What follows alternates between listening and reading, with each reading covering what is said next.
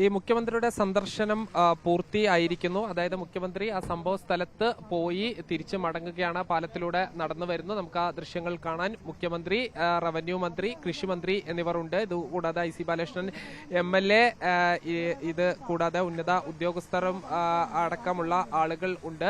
ഈ മുഖ്യമന്ത്രി അദ്ദേഹത്തിന്റെ വാഹനത്തിലേക്ക് പോകുകയാണ്. അവിടെ നിന്ന് നേരെ പോകുന്നത് ഈ ക്യാമ്പിലേക്കാണ്, ദുരിതാശ്വാസ ക്യാമ്പിലേക്കാണ്. ക്യാമ്പിൽ പോയി അവിടെ കഴിയുന്ന ആളുകളുമായി സംസാരിക്കും. പിന്നീട് മുഖ്യമന്ത്രി പോകുന്നത് ആശുപത്രിയിലേക്കാണ്. വിംസ് ആശുപത്രിയിൽ 7 പേർ ചികിത്സയിലുണ്ട്. അതിൽ 5 പേർക്ക് കാര്യമായ പരിക്കുകളില്ല. എന്നാൽ 2 പേർക്ക് സാരമായ പരിക്കുകളുണ്ട്. ഈ പരിക്കേറ്റ ആളുകളെ സന്ദർശിച്ച് അദ്ദേഹം കാര്യങ്ങൾ സംസാരിക്കും. പിന്നീട് കലക്ടറേറ്റിലെ അവലോകന യോഗത്തിലേക്കാണ് പോവുക. അവലോകന യോഗത്തിന് ശേഷം അദ്ദേഹം മാധ്യമങ്ങളെ കാണുകയും ചെയ്യും. നിലവിലെ സാഹചര്യത്തിൽ എന്തായാലും ഒരു എമർജൻസി വാഹനം ഈ അപകടം നടന്ന സ്ഥലത്തിൽ നിന്ന് പോവുകയാണ്. എന്തോ ഒരു ആശുപത്രി ആവശ്യാർത്ഥം ഒരു വാഹനം, മുഖ്യമന്ത്രിയുടെ വാഹന വ്യൂഹം ഇവിടെ നിന്ന് മടങ്ങുന്നതേ ഉള്ളൂ. അതിനിടയ്ക്ക് ഈ ചൂരൽമല ഭാഗത്ത് നിന്ന് ഒരു ആശുപത്രി ആവശ്യാർത്ഥം ഒരു ജീപ്പ് ഇങ്ങോട്ട് പോയി. അതായത് ചൂരൽമല ഭാഗത്ത് ഉള്ള ആളുകളുടെ ഏക ആശ്രയം എന്ന് പറയുന്നത് ഈ റോഡാണ്. ആ റോഡാണ് ഈ തകർന്ന് പോയത്. ചില ആളുകളുമായുള്ള ആശയവിനിമയം നടത്തുന്നു.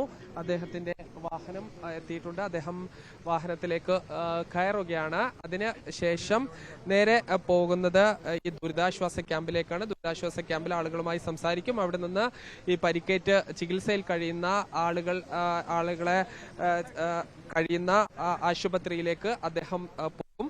പിന്നീട് കലക്ടറേറ്റിൽ പോയി അവലോകന യോഗം വളരെ പ്രധാനപ്പെട്ടതാണ്. കാരണം ഈ അവലോകന യോഗത്തിൽ എല്ലാ കാര്യങ്ങൾ ചർച്ചയാകും എന്നുള്ളത്.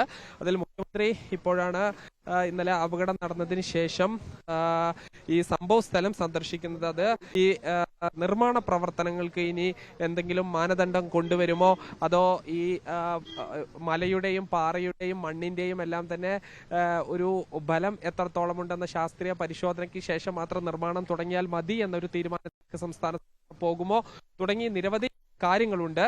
എന്തായാലും ഒരുപക്ഷെ ഇന്ന് അത്തരം ഒരു തീരുമാനത്തിലേക്ക് പോകുമോ എന്ന് നമുക്ക് ഉറപ്പിച്ച് പറയാൻ കഴിയില്ല. പക്ഷെ ഒരു പരിശോധനയുടെ ഒരു പ്രഖ്യാപനം കൂടി വരാനുള്ള സാധ്യത നമുക്ക് തള്ളിക്കളയാൻ കഴിയില്ല. കാരണം ഈ നിരന്തരം അപകടം ഉണ്ടാകുന്ന സ്ഥലമാണ് പുത്തുമല. അതോടൊപ്പം തന്നെ ഈ ചൂരൽമലയിലെ ദുരന്തവും കഴിഞ്ഞ അതേ സ്ഥലത്ത് തന്നെയാണ് വീണ്ടും ഒരു അപകടം ഉണ്ടായിരിക്കുന്നത്. മുഖ്യമന്ത്രിയും മന്ത്രിമാരും അടങ്ങുന്ന സംഘം ഇപ്പോൾ മടങ്ങിയിരിക്കുകയാണ്. അല്പസമയത്തിനുള്ളിൽ തന്നെ അദ്ദേഹം ഇവിടെ നിന്ന് ഒരു 1.5 കിലോമീറ്റർ അപ്പുറത്താണ് പോളിടെക്നിക് കോളേജ്.